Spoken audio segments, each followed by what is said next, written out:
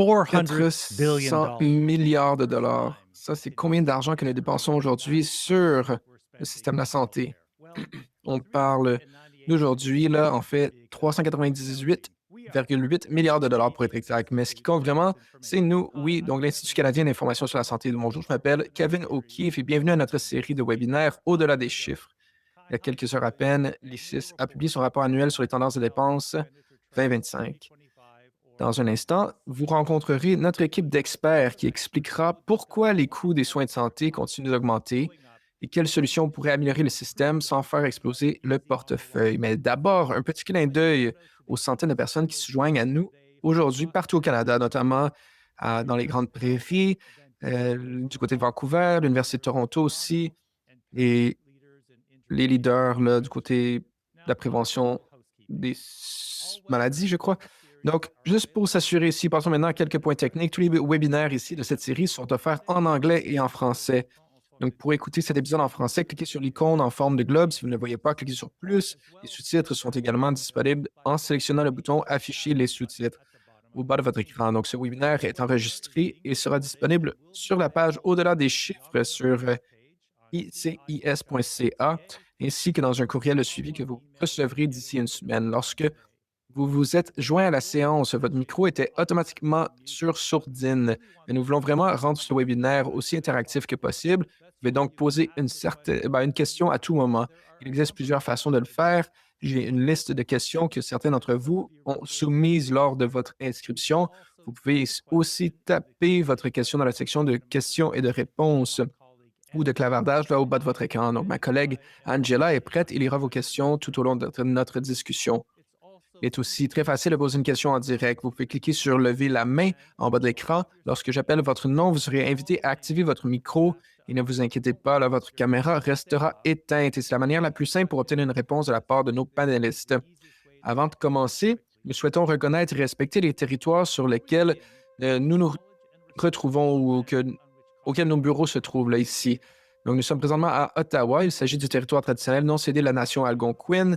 Le bureau de Toronto se situe sur les territoires traditionnels des Wendat, de la nation Anishinaabe, la Confédération Haudenosaunee, ainsi que les terres visées par traité des Mississauga.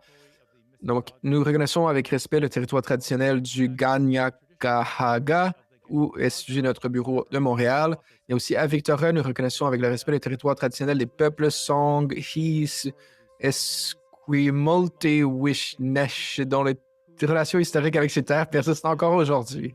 Donc, nous reconnaissons que ces terres abritent de nombreuses Premières Nations, des communautés inuites, métisses.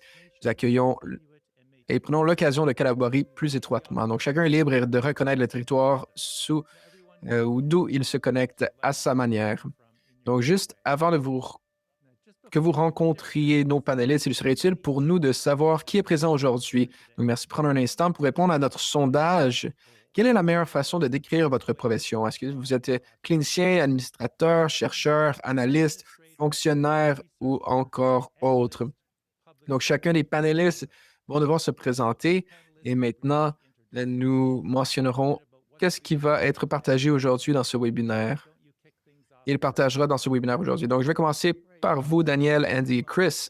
Donc, si je ne me trompe pas, donc voilà, il y a Kevin. Alors, Chris, j'ai commencé aujourd'hui avec cette manchette aujourd'hui, presque 400 milliards de dollars de dépenses de santé cette année. Peux-tu nous expliquer ce que ça signifie, comment les dépenses de santé et aussi Bonjour, ça me fait grand plaisir d'être parmi vous tous, chers collègues, aujourd'hui. Je regrette que ma voix n'est pas parfaite cet après-midi. Alors, pardonnez-moi, aujourd'hui, j'ai peut-être une petite maladie respiratoire. Je suis une clinicienne et je préside aussi à l'Université de Toronto, là, au conseil d'administration. Et je suis très heureux d'être ici avec vous aujourd'hui. Alors, merci beaucoup d'être avec nous. Pardon pour ta petite maladie, là, ton rhume. Et j'espère que d'autres personnes auront la chance d'entendre parler de vous. Je crois qu'il y avait 30 millions de personnes quasiment qui avaient participé ou avaient entendu parler là, de votre dernière présentation. Alors, il y a Chris aussi qui va être avec nous. Alors, Merci à tous, merci. Mon nom est Chris. Je suis du côté des tendances de dépenses nationales de santé avec SciHi ou ICIS. Alors, je vais partager avec vous là, les rapports 2024 là, de CIHI. Alors, merveilleux, merveilleux. Alors, nous allons passer rapidement là, au travers de notre sondage en lien avec de qu'est-ce qui est aujourd'hui ici avec nous. Il y a peut-être 10% des cliniciens ou des administrateurs à 13%, chercheurs à 6%, d'analystes à 26%, 36% autres. Alors, merci à tous et chacun là, d'avoir répondu au sondage. C'est très utile. Oui, les fonctionnaires. Alors, en parlant de la présentation, il y a Chris. Alors, merci. En fait, Chris, j'ai commencé avec d'emblée, là, on parlait de 400 milliards de dollars. C'était mon en-tête. Est-ce que tu pourrais, Chris, nous mentionner là, ce que ça veut dire tout ça? Et voilà, et oui, bien sûr, Kevin, merci. On va aller directement droit au but. On va commencer. Comme vous avez mentionné, comme ça a été mentionné, et comme vous pouvez voir ici, lorsqu'on parle des indicateurs clés, là, ici, les tendances de dépenses nationales globales, on parle tout près de 400 milliards de dollars en 2025. On parle d'environ 9 626 dollars par Canadien. C'est un sujet clé là, en termes du produit domestique brut. Puis, on parle de 12,7%. C'est beaucoup plus élevé là, que nos prévisions en lien avec l'économie en tant que telle. Lorsque nous regardons au total les données, on parle de plus de 70%, donc 71% sont payés par les fonds publics et qu'il y a environ 30% qui proviendraient de sources privées. Donc, que ce soit des sorties directement des portefeuilles ou de l'assurance privée aussi. Donc, il y a une toute petite partie, là, 2,4% d'autres sources de revenus de fonds. Et ça, ce que nous regardons présentement lors des tendances, nous pouvons mettre l'emphase peut-être sur les grandes parties là, du secteur public. Lorsque nous regardons tout ça, lorsqu'on parle au niveau de la croissance et des dépenses, ce que nous pouvons voir ici, c'est suite à la pandémie, il y a des facteurs externes qui jouent un plus grand rôle. Ce que nous pouvons voir ici à la gauche, avec les chartes, il y a les projections annuelles en lien avec les dépenses dans le domaine de la santé, au niveau territorial du gouvernement. Et à la droite, il y a la croissance pour 2025, les prévisions ici.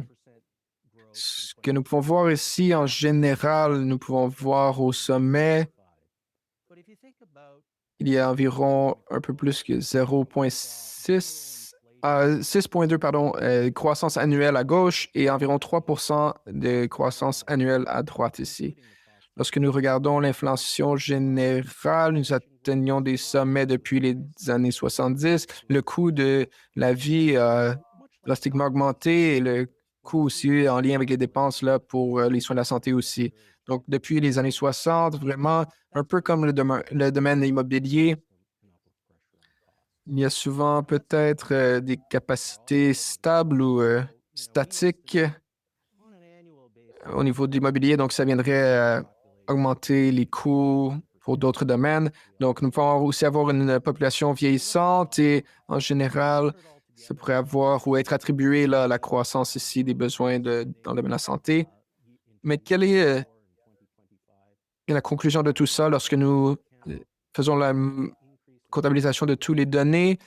Oui, peut-être en 2024, en 2025, nous pouvons comprendre en ayant pris toutes ces données-là, les coûts additionnels en lien avec ces graphiques ici, nous n'arrivons peut-être pas à garder le cap pour offrir ces services de manière constante. Là, voilà.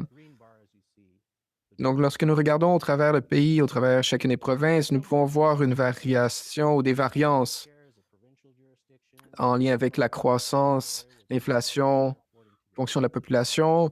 Et ce n'est pas nécessairement surprenant, il y a différents jurisprudences, il y a différents besoins de chaque population. Alors nous pouvons voir, oui, bien sûr, des variations entre les dépenses de chacune des populations.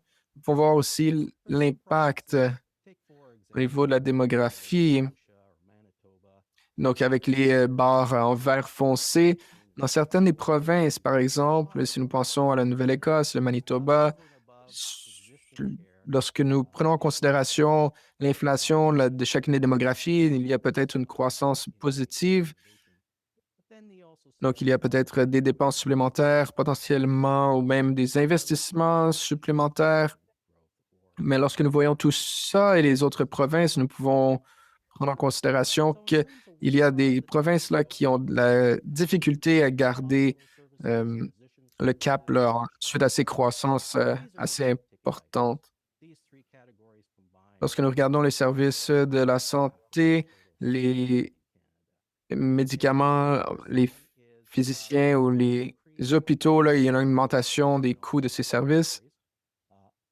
Ce que nous pouvons voir ici, c'est l'augmentation euh, au niveau de la croissance dans toutes et chacune de ces catégories, qui viendrait aussi démontrer une augmentation au niveau de la demande de ces services. Et ça viendrait augmenter aussi le coût de chacun de ces services. Prenons un exemple ici, les hôpitaux. Ce que nous pouvons voir, c'est qu'il y a une augmentation de la demande, qu'il y a aussi une augmentation des salaires en fonction du manque de main-d'œuvre. Donc, ça viendrait avoir un impact. En fait, il y a des dépenses supplémentaires au niveau des temps supplémentaires, les personnes qui prennent des congés de maladie payés. Donc, ça viendra avoir un impact ici sur les chiffres. Donc, il y a plus de dépenses en lien avec les mêmes services ici. Alors voilà, c'est un peu ma dernière diapo ici pour conclure tout ça. Donc, premièrement, ce que nous allons regarder, c'est les euh, dépenses canadiennes en lien avec les autres pays. C'est assez comparable avec peut-être les Royaumes-Unis, la France, Suède. Et l'autre chose que nous devons faire, c'est de se tourner vers l'avant. Ce que nous faisons au Canada, comme un peu les autres pays, nous avons des pressions financières. Il y a le gouvernement qui resserre un peu l'aspect fiscal. de- Et par contre, tous ces pays essayent d'investir de l'argent dans le domaine de la santé, mais tout le monde essaie de maximiser là, les dépenses là, et les investissements ici. Alors, en lien avec tout cela, donc, je vais m'arrêter ici. Je vais vous remercier pour votre présence aujourd'hui et merci de m'avoir permis de présenter. Regardez notre site web pour avoir accès à d'autres données et tout cela, là. Donc, merci. Donc, merci beaucoup, Chris. Alors, les mathématiques n'a jamais été là, ma force, mais j'ai vraiment été capable de comprendre tout ce que tu as mentionné. Donc, ça m'a permis de vraiment comprendre et je sais que tout ce que tu fais, c'est très complexe, mais j'imagine qu'il y a d'autres personnes qui ont été touchées là, par tes propos. Donc, alors, je vais dorénavant là, demander des questions à notre collègue Daniel. Donc, merci, Chris. Alors, merci d'avoir fait cette présentation. Ça a été assez surprenant là ici. Je crois que c'était assez surprenant les chiffres au niveau du domaine privé. Je crois que spécifiquement au Canada, lorsque nous pensons au domaine de la santé, là, on a peut-être en tête que le côté public là, devrait avoir de plus grandes dépenses, mais peux-tu élaborer un peu du côté privé, qu'est-ce qui se passe là? Oui, bien sûr. Merci pour la question. C'est une question très intéressante. Comme j'ai mentionné, oui, il y a environ 30 là, des fonds qui sont attribués là, au domaine privé. Alors, c'est au-dessus de la moyenne habituelle. Quelques points ici. Lorsque nous parlons, quels sont les objets les plus dispendieux, là? Ce dont on parle, ce serait des médicaments prescrits et d'investir ou les dépenses là, en lien avec les spécialistes du domaine de la santé, là, aux soins dentaires, aux soins hospitaliers. Ce que nous font prendre en considération pour le futur, ce serait aussi l'implantation de nouvelles réglementations, les plans dentaires peut-être qui ont été implantés dans le futur et les impacts que ça aura au domaine pharmaceutique aussi. Et le plan canadien de soins dentaires viendrait s'attaquer à d'autres principes là, dans le domaine de l'assurance santé. Donc, il y a couramment des dépenses qui, d'habitude, doivent sortir du portefeuille directement des contribuables ou du public là, qui vont être échangés un peu du secteur privé au secteur public. Donc, voilà. Oui, voilà. Incroyable. Jamais je n'aurais cru que ces chiffres étaient factuels, là, ils soient si élevés du côté du domaine privé. Donc, voilà. Donc, merci beaucoup encore une fois, Chris, et merci d'avoir partagé tes propos. Et je vais dorénavant passer la parole à notre collègue Daniel Marty. Oh, et nous allons investiguer, là. Je sais que tu es un économiste dans le domaine de la santé. Je sais que tu n'es pas surpris par ces propos, mais lorsque vous voyez là, les données que Chris a présentées, est-ce que c'est quelque chose qui vous surprend? Oui, encore une fois, merci, Kevin. C'est sûr, lorsque vous regardez ces informations, est-ce que vous essayez de comprendre un peu l'historique des choses? En fait, le premier point que je voudrais mentionner, c'est qu'il n'y a pas qu'un soin de la santé le canadien. Il y a plusieurs domaines, des livrables dans chacun des territoires canadiens, les différentes provinces. Donc, c'est difficile. On essaie souvent de généraliser le tout, mais nous ne devons pas penser comme ça. Donc, nous devons essayer de vraiment établir de manière claire qu'il y a des variables en lien avec l'inflation, il y a des facteurs comme le vieillissement de la population, oui, qui viendront avoir un impact sur tout ça, mais il y a aussi l'inflation en tant que telle. Et ce que ça veut dire que pour chacun des dollars qui sont investis dans le domaine de la santé, c'est que les personnes, il y a des plus grandes dépenses en lien avec chacun de ces facteurs aussi. C'est sûr, nous devons prendre en considération les gens au pays, les personnes, et ils essaient de garder le cap, là. Donc, les personnes dépensent autant d'argent qu'au... En fait, il y a une inflation, les dépenses qui restent... Donc, il semblerait que le système en tant que tel ne s'améliore pas, là. Donc, je voudrais dire, partout au pays, il y a des problèmes dans différentes provinces et de certains côtés, là, il y a des investissements supplémentaires, mais sans les à moins, là. Nous devons prendre en considération le revers de la médaille ici. Alors que toutes ces questions sont soulevées, peut-être des critiques aussi que nous devons prendre en considération et peut-être des côtés qui devraient être considérés pour des meilleurs investissements, mais en lien avec la capacité. Mais ça, c'est le point là, en tant que tel. Lorsque nous regardons les dépenses en lien avec le développement ou la croissance économique partout au pays,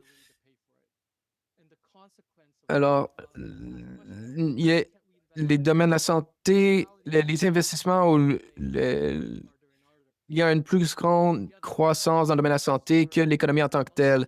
Donc, ça crée une disparité ici. Et en réalité, en fait, que ça devient de plus en plus difficile de combler ce gouffre. Donc, c'est sûr, il y a l'histoire de l'inflation qui viendrait avoir un impact au niveau de l'économie.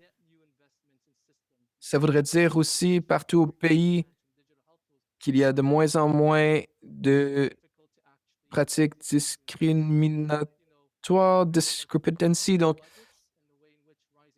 tout ça, tous ces points-là, ça viendrait nous faire en sorte qu'il y a des dépenses additionnelles. Si vous pensez au budget de chacune des chaumières ou des maisons,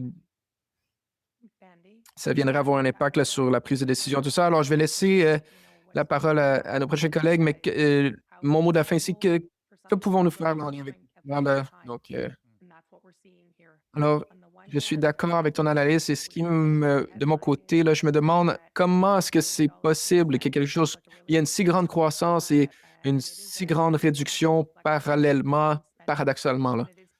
Lorsque nous regardons 100 milliards de dollars qui ont été investis ou dépensés, ce sont des très grands chiffres, mais en même temps, ce sont des dépenses et ça pourrait être lié à une croissance, mais je ne sais pas, là, ici, en général, nous pouvons faire un retour à la question qui a été soulevée un peu plus tôt. Nous devons être clairs en lien avec les dépenses totales, contrairement au retour sur investissement. Là. Donc, en général, je crois que les dépenses au pays en lien avec la santé et le domaine de la santé, il y a ça vient, le besoin là, dépasse la croissance économique du pays. Donc, de manière légitime, lorsque le PIB ne croît pas aussi rapidement que le besoin dans le domaine de la santé. Donc, s'il y a ici peut-être quelque chose d'impactant au niveau des budgets collectifs là, de la population, et ça reste tout de même une priorité pour les Canadiens. Et ce n'est pas surprenant que nous voulons prioriser euh, l'aspect financier dans le domaine de la santé. Encore une fois, en même temps, il y a cette courbe qui s'élève plus rapidement que la courbe croissante là, du PIB à l'interne. Et dans les hôpitaux, il y a des personnes qui agissent à titre ou des personnes qui travaillent en première ligne. Ce sont eux aussi qui voient l'impact direct, alors que le prix pour la livraison de ces services continue à croître. Donc, d'un côté, il y a les dépenses qui sont croissantes et nous devons essayer de comprendre qu'est-ce qui se passe directement sur le terrain. Alors, il semble qu'il y a une croissance peut-être sur papier, mais c'est pas comme ça qu'on le ressent dans la vie quotidienne, là. Les personnes qui travaillent directement sur le terrain du côté administratif ou quoi que ce soit, ce sont eux qui ressentent l'impact de tout ça. Alors, c'est sûr qu'il y a un écart. Là, on parle de 70 et 30 au niveau privé. Et de mon côté, c'est sûr que j'ai pris le temps de suivre ces données, mais plus ou moins là, le pourcentage de tout ça, de ça fait longtemps que je regarde ces chiffres et ces données et de mon côté, je crois que c'est important que nous mentionnons et que nous regardons ces données là, de manière collective. Et si nous connaissons les dépenses totales et que nous prenons en considération qu'il y a des dépenses et que, on y met tout cela, qu'il y a des aspects un peu plus marquants où il y a un stress additionnel au niveau économique, ils vont prendre en considération tout ça, contrairement à d'autres secteurs ou peut-être d'autres lieux, essayer d'utiliser là, dans l'aspect de négociation des prix avec le pouvoir d'achat des consommateurs. Nous devons essayer de prendre en considération les coûts de la main-d'œuvre en lien avec le système de la santé et essayer de comprendre l'équité à l'accès de ces services pour chacun des Canadiens. Alors, je crois qu'il y a beaucoup à parler, beaucoup à discuter et voilà. Donc, je suis très appréciatif. Je suis d'accord aussi et j'apprécie votre candeur ou vos paroles. Alors, un des points ici de mon côté, et quelque chose que je ressens présentement, c'est que ça semble insurmontable. Comment est-ce que nous pourrions surmonter tout ça? Les personnes, comment est-ce que nous allons faire face à ça, là? Donc, d'un côté économique, il y a avec une perspective de la santé, nous voulons essayer de comprendre là où nous utilisons notre argent. Et souvent, cet argent est concentré dans les hôpitaux et nous voulons essayer de comprendre, au lieu d'avoir un aspect préventif, nous utilisons souvent l'argent là, pour régler les problèmes qui sont déjà présents. Donc, il y a alors, j'aimerais ça être clair ici. Ce n'est pas que les coûts des hôpitaux opérationnels ou quoi que ce soit, là, n'en ont pas changé. C'est qu'en fait, il y a le déclin. En fait, ça fait environ de 5. Donc, il y a un changement au niveau du type de soins octroyés. Mais mon point est le suivant. À moins que nous commencerions à se battre, faire face aux dommages d'emblée, là, au lieu d'attendre qu'il y a déjà des dommages au niveau de la santé. De mon côté, là, à titre d'économiste, nous devons penser que chaque dollar doit amener le plus de valeur possible. Nous voulons investir notre argent à la bonne place, mais lorsqu'on parle, il y a différents types de services là, au niveau des maladies chroniques, au niveau des soins de longue durée. Nous devons vraiment essayer de prévenir tout ça au lieu de le guérir par la suite. Donc, les soins primaires, là, nous devons investir dans des centres de données pour essayer d'arriver à comprendre un peu les besoins réels, tangibles. Donc, de mon côté, ça serait, je crois qu'il faut investir de l'argent dans les centres de données pour essayer de comprendre l'impact de chacun de nos dollars dans ce système de la santé.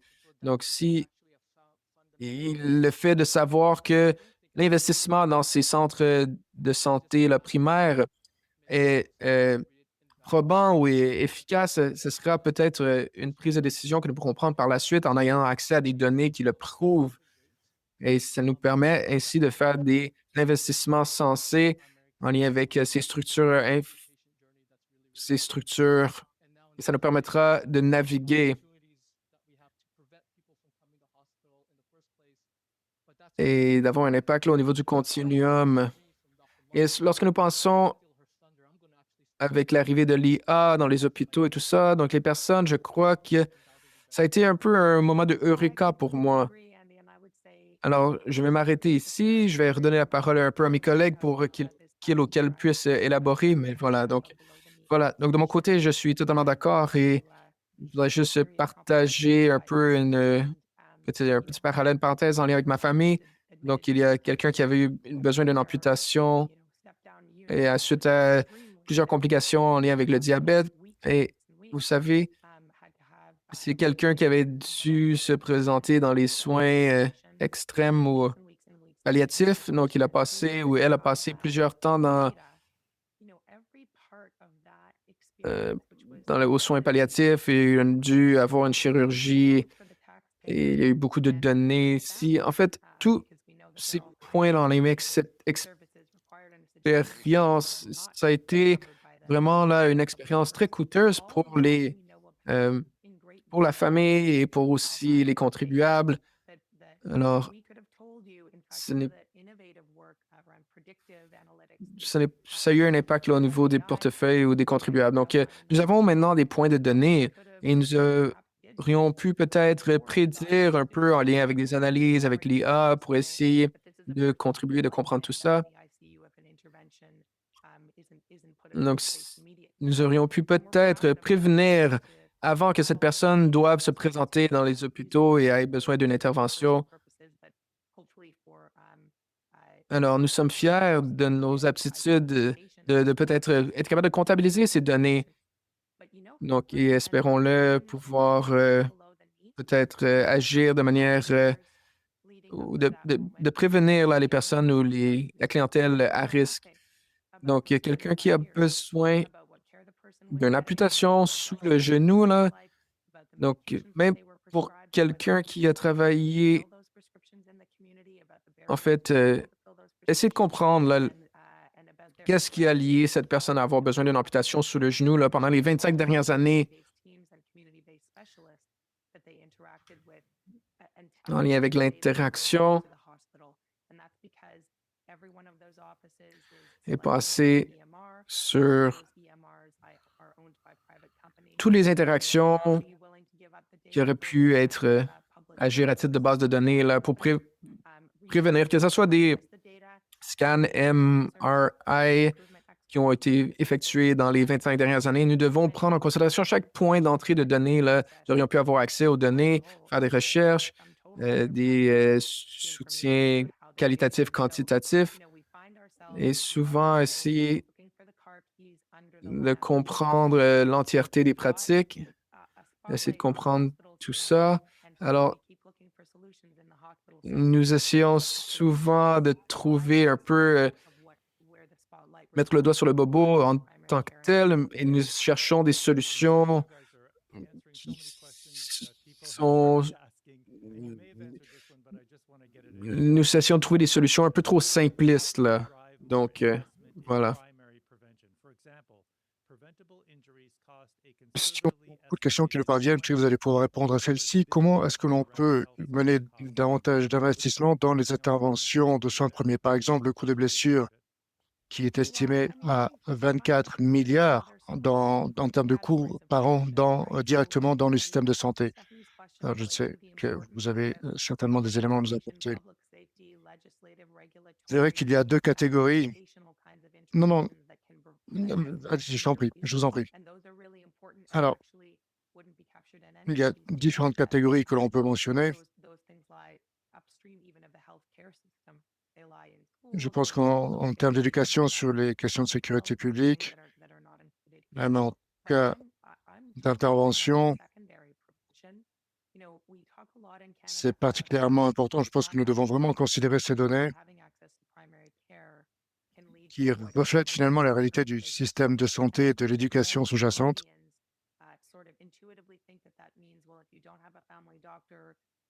Mais j'ai pu parler également à certains groupes de médecins. Je sais que souvent, il manque de positions, il manque de postes, il manque d'accès directement aux soins de la part de la population et de nombreux Canadiennes et Canadiens, s'ils ne connaissent pas, s'ils n'ont pas de relations de proches directs qui sont dans le métier, qui sont médecins, eh bien, c'est difficile de recevoir une orientation de qualité pour pouvoir aborder et traiter leurs problèmes. Juste même pour des maladies bénignes, les salles d'urgence également sont vite saturées. Même pour les personnes qui se rendent aux urgences, qui n'ont pas forcément d'urgence médicale en soi, eh bien, c'est malgré tout vers ce service-là qu'ils s'orientent. Si nous devons d'autre part gérer les questions si les salles d'urgence doivent gérer les questions de diabète, gérer les questions également d'anxiété, les questions de personnes à tendance suicidaire, tout cela bien fait partie des soins de première attention qui souvent sont gérés en premier lieu par les services d'urgence. Andy, vous avez mentionné qu'en termes de technologie et d'intelligence artificielle, beaucoup de personnes également ont commencé à nous poser des questions sur ces thématiques-là. Je ne sais pas si vous êtes d'accord, mais est-ce que cela représente une solution possible? Je serais intéressé à voir vos commentaires. Donc, comment est-ce que l'on peut mettre à profit ces technologies pour pouvoir atténuer finalement le fardeau budgétaire? Est-ce que l'on peut concevoir, grâce à l'IA et des alternatives modernes auprès des Canadiens, pour pouvoir améliorer les systèmes d'information de santé afin de pouvoir justement réduire le fardeau de ces milliards de dollars? Et une autre question, est-ce que l'IA peut être adoptée d'ores et déjà dans le système de santé public canadien afin de gagner en efficacité et en réponse en matière de santé? Il y a beaucoup de questions, n'est-ce pas, qui nous parviennent. Je vais essayer d'y répondre. Oui, alors la première chose, c'est que, pour répondre à la question directement, oui, absolument, l'IA va représenter une excellente opportunité permettant d'être disruptif au sein du système. Je pense qu'il faut même mettre l'accent sur le fait que l'IA n'est pas forcément magique. Ce ne sont que des réalités mathématiques. La réalité mathématique n'a pas forcément de solution à tout.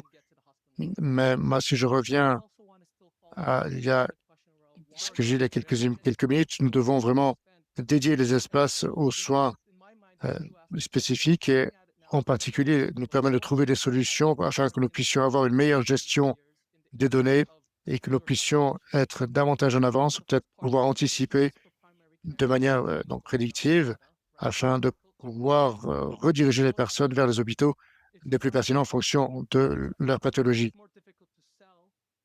Donc, dans mon esprit, il y a deux aspects. Avant de rejoindre CAE, donc ICIS, il y a quelques années, l'idée était d'analyser tous les premiers cas afin de pouvoir créer des données. Si vous n'avez pas des données à l'origine, c'est difficile, beaucoup plus difficile de pouvoir proposer notre activité, pour le dire ainsi. Donc, c'est pour simplifier les choses, pour le dire ainsi, cela prend un changement de mentalité, tout simplement.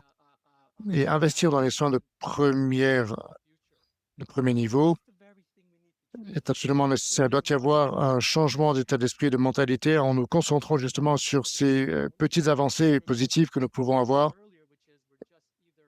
avant de pouvoir augmenter des X volumes d'opérations de prise en charge de maladies chroniques au sein de la communauté. Cela peut également empêcher une amputation, par exemple, d'un pied si les soins sont apportés en tout premier lieu dans les soins hospitaliers de premier niveau. Donc, ce type d'intervention que nous devons considérer pour rebondir sur ce que je disais plus tôt, nous continuons, nous nous efforçons et nous avons besoin absolument donc, de ce changement d'état d'esprit.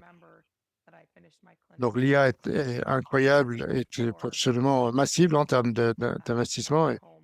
Et qu'en pensez-vous? Je pense qu'il y a de grandes évidences. Nous en parlions encore il y a peu.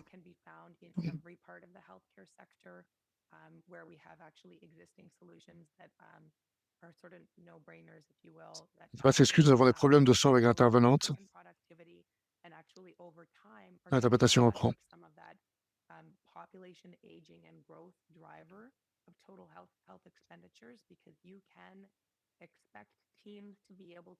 Je pense qu'il peut justement contribuer à trouver de nouvelles solutions ou de pallier, compléter les solutions déjà existantes et les potentialiser, considérant le vieillissement de la population et l'ensemble des frais inhérents à ce contexte-là. Je pense que de manière responsable,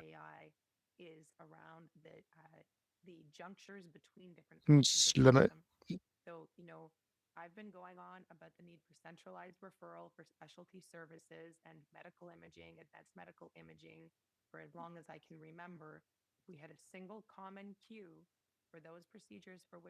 d'autres données également que nous pouvons explorer grâce à ce formidable potentiel que représente l'IA, c'est faire le lien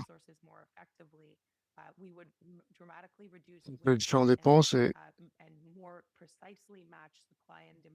même sur les questions d'imagerie médicale. Et nous avons vu également sur l'ensemble des procédures l'avantage que nous pouvons retirer de l'IA afin de réallouer, mieux gérer les ressources et réduire les temps d'attente de prise en charge en termes de soins dans des endroits où nous essayons justement de faire passer les patients en fonction de leur location géographique.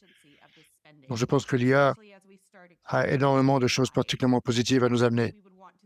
Il semblerait que ce soit l'évidence même.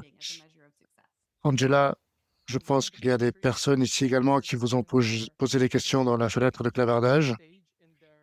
Oui, exactement, Kevin. Donc, il y a des questions liées à l'IA spécifiquement. Nous voyons une augmentation. Est-ce que nous avons également les mécanismes pour mesurer les dépenses? Est-ce que en intégrant l'IA également au niveau corporatif, est-ce que cela peut faire partie des mesures permettant d'évaluer le succès en termes d'investissement? Un petit commentaire à ce niveau-là. À l'échelle du pays, différentes juridictions sont à différentes étapes en matière de traitement de données des systèmes d'information en matière infrastructurelle. Je pense que énormément d'exemples dans lesquels nous allons possiblement intégrer ces nouvelles technologies ainsi que l'IA permettant d'augmenter et d'améliorer les systèmes. Il y aura bien sûr des capacités dans la manière par laquelle on peut faire le lien entre les activités, les résultats et la réalisation des résultats sur une vision à plus long terme, également en termes d'apprentissage. En effet, je pense que la mise en œuvre de la technologie doit être parfaitement intégrée dans nos travaux, nos activités et dans nos relations avec les patients, d'intégrer, de faire en sorte que les différents systèmes puissent travailler et échanger mutuellement et puissent être parfaitement intégrés. Il y a énormément de documents qui le montrent dans nos activités. Nous devons être en mesure de pouvoir mesurer tout cela et de prendre en charge davantage de patients en intégrant de nouvelles procédures, en utilisant l'IA afin de pouvoir justement que cette IA puisse nous soutenir et nous potentialiser, améliorer nos performances dans ces démarches-là. Donc, les gens vont certainement voir de nouvelles procédures disponibles. et nous devons nous assurer de la visibilité de l'optimisation de chaque dollar injecté et dépensé dans ces technologies-là.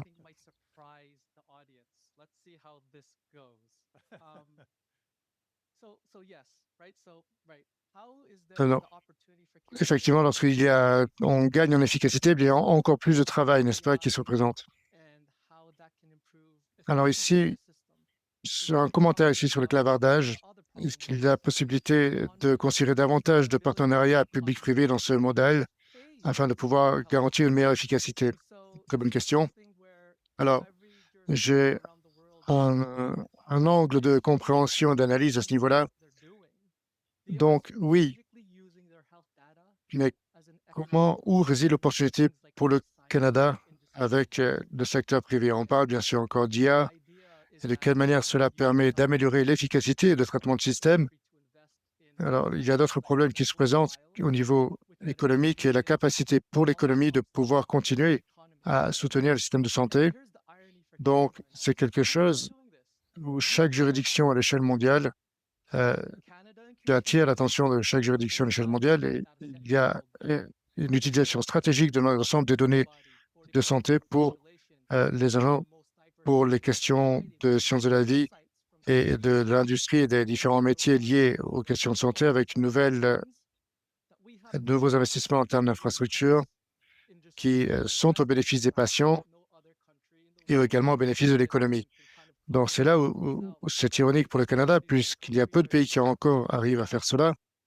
Et le Canada et les Canadiens ont les données les plus valorisées dans le système de santé pour une population de plus de 40 millions d'habitants. Et disons, cela fait partie des données canadiennes. Cela signifie donc que nous avons la carotte, pour le dire ainsi, qui nous permettrait d'investir plus que tout autre pays dans le monde. Et les autres pays, ce que font les autres pays, c'est intéressant d'avoir ces données les plus valorisées afin de pouvoir favoriser les investissements dans ce pays, sans oublier que le Canada a développé l'IA et nous pouvons également traiter les données canadiennes et les appliquer ailleurs. Donc, c'est vraiment une opportunité unique pour le Canada en termes de gestion de données. On peut vraiment mettre à profit l'ensemble de ces gestions de données et dire donc, nous avons enfin des données et les données de santé en particulier ont une portée également industrielle. Donc, c'est un partenariat entre la santé, le développement économique et les affaires étrangères pour justement les questions de l'économie qui permettent de soutenir également notre système de santé et le financement de ce système de santé. Ce que l'on sait, en effet, c'est qu'il y a énormément besoin de données pour pouvoir fonctionner correctement. J'ai vu différentes questions. Je sais que vous avez vu les sénateurs américains, états-uniens, mais quelles sont vos pensées à ce niveau-là? Je n'ai pas d'excuse, nous avons des problèmes de son en cabine. L'interprétation reprend. Concernant, c'est la moyenne, représente la moyenne des dépenses des pays de l'OCDE. Et je serais particulièrement intéressé à améliorer, bien sûr, notre système afin d'éviter toute situation de manque à la fois de personnel et d'investissement dans notre pays.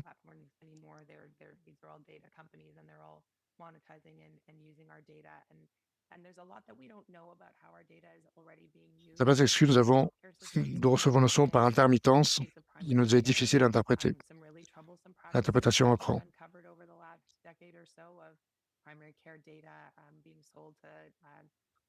Concernant la réalité des données, nous connaissons tout ce qui se passe également sur les médias sociaux en termes de communication et l'utilisation des données inhérentes donc à ces nouvelles évolutions technologiques.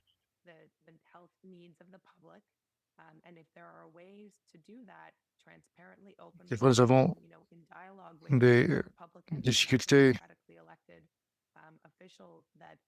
Et nous espérons que les données puissent être mieux gérées afin de pouvoir sensibiliser d'autant plus à la nouvelle stratégie. Là, les data, les données sont un élément crucial dans l'évolution de la gestion de nos frais de santé. Nous savons que nous devons établir un dialogue. We could do another webinar on that. I really want to get these next little group of questions in because a lot of people are interested, and I know, Andy, you've said this a number of times, that Nous devons utiliser dans ces nouvelles avancées and a federated system with pour provinces élaborer cette nouvelle industrie, ces nouveaux métiers. money currently going towards making interoperable health record systems. Is there pan-Canadian effort Ce sont ces thématiques-là qui ont fait l'objet de conversations, and territorial mais je resources pense que nous devons encore en parler davantage au vu de la rapide évolution de ces nouvelles technologies. On peut organiser un webinaire complet, en effet. Alors, beaucoup de personnes sont particulièrement intéressées, je sais, Andy, et vous l'avez dit à de nombreuses reprises, nous parlons du système fédéral, du système fédéré avec les provinces, et est-ce que les ponts, justement, vont dans ce système de registre interopérationnel? Est-ce qu'il s'agit d'un effort pan-canadien afin de pouvoir nous assurer du partage de la coordination à travers de nombreuses équipes multidisciplinaires? Et nous savons qu'il y a énormément de success stories au fil du temps, mais de nombreux de ces succès ont été isolés dans chacun des territoires et provinces et que nous avons pu recréer ailleurs. Que peut-on faire justement pour pouvoir facilement répliquer et mettre en œuvre ces succès à d'autres territoires ou provinces? Oui, alors je pense que la première chose sur laquelle je veux me concentrer, et ce que je veux dire, c'est que cela est lié à l'interopérabilité entre la gestion des flux de données entre les différents pays. Ce qui s'est passé il y a quelques années, juste à la sortie de la pandémie, avec cette stratégie de gestion des données pan-canadienne. Alors oui, en effet, nous devons faire en sorte que les données soient interopérables et donc avec l'ICIS, moi j'ai travaillé de manière très rapprochée sur la facilité à développer cette capacité pour le pays et considérer l'ensemble des législations, la loi 72, qui peut être particulièrement pertinente pour l'ensemble du pays. Et le dernier commentaire, en termes de success story, je suis 100% d'accord sur le fait que ces récits, ces histoires de succès doivent être diffusés en fonction des défis auxquels nous faisons face dans notre système et nous devons revenir à une meilleure gestion de données, surtout propice à l'innovation, qui nous permettent donc de mettre à l'échelle d'échelonner les résultats. C'est la raison pour laquelle ces données et les approches sur l'ensemble du Canada vont être particulièrement importantes. Même dans mon exemple, d'autres pays qui utilisent leurs données pour construire une économie encore plus résiliente grâce à la création de nouvelles infrastructures. Ils ont la capacité de procéder ainsi parce que très souvent, ils ne sont pas fédérés. Donc, le Canada est fédéré. Donc, nous devons prendre l'ensemble des bénéfices du Canada et pour mettre en œuvre et réaliser tout cela et nous inspirer d'autres méthodologies. Daniel, avez-vous une réponse concernant l'Ontario ou d'autres provinces, des solutions en termes de technologie qui nous permettent de travailler ensemble? Je pense qu'il est quelquefois difficile de pouvoir échelonner ou mettre en œuvre au Canada ce qui se passe dans d'autres pays.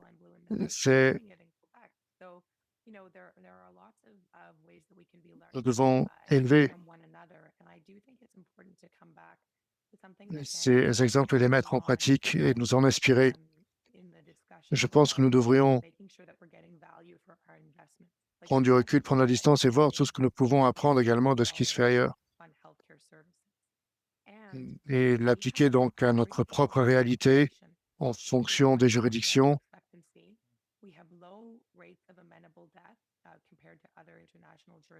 Donc, il y a énormément de manières par lesquelles nous pourrions intervenir et nous inspirer. Your health outcomes in our health systems across the country are actually extremely good. And so I don't want people to be left with the impression that we're spending all this money and we're not getting any help in return. Now, some of these Alors oui, je pense que nous devons nous concentrer sur are more driven by the nos social services, sur l'amélioration de nos services. and are more driven by other kinds of social investments.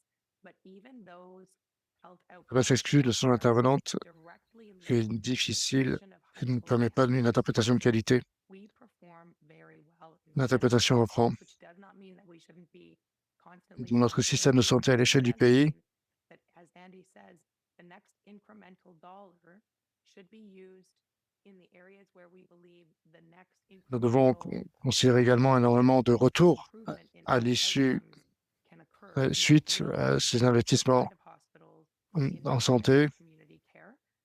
And we will know that because we actually have quite high Cela est également étroitement lié à notre vision, à nos nouvelles perspectives à l'échelle du Canada. Et cela signifie You teed up the next question. que chaque dollar doit être utilisé, Speaking of international examples, Simon wrote in, what international doit être utilisé dans examples for the best une transformation projection de changement et d'évolution positive. practices can we learn from other countries around the world and their health systems? Nous en sommes conscients, nous le savons. Start on the primary care one, if you don't mind, Andy, to just put in a shameless plug for my colleague, Dr. Tara Kieran, who has an amazing podcast called Primary Focus that you can get on all of your usual podcast.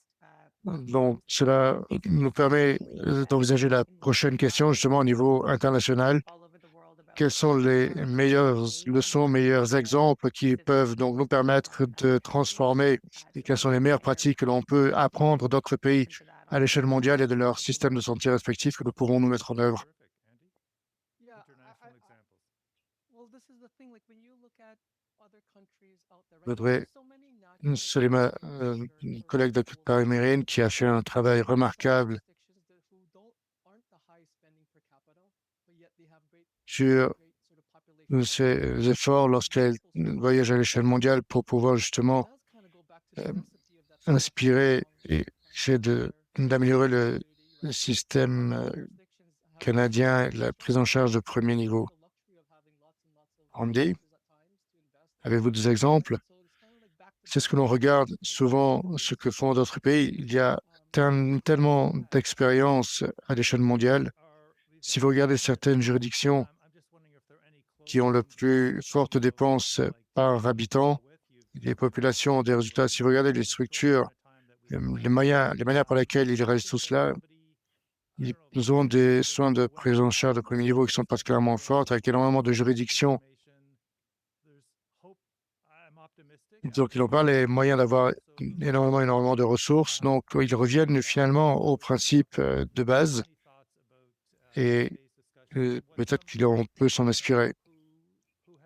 Donc, il nous reste encore 5 petites minutes. Je voudrais savoir si vous avez donc des pensées, des commentaires, de conclusions avant de terminer notre événement. Y a-t-il des éléments, peut-être, nous avons été un petit peu bousculés par toutes ces thématiques abordées aujourd'hui. Je suis assez optimiste après vous avoir écouté tous les deux, mais également un petit peu effrayé. Est-ce que vous avez des commentaires, Dr. Martin, suite à ces discussions d'aujourd'hui? Et si vous avez les rendez-vous avec votre médecin, la généraliste la semaine prochaine ou un rendez-vous à l'hôpital, que peuvent en retirer nos auditeurs qui nous écoutent? Il est très important pour nous de nous rappeler que chacun des médecins sont des personnes également.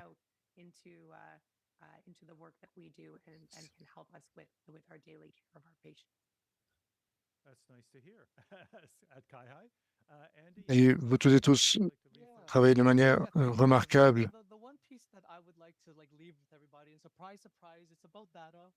Je voudrais que vous sachiez à quel point nous apprécions énormément tous vos efforts et votre implication dans également la récupération et la gestion de toutes les données médicales que vous pouvez obtenir.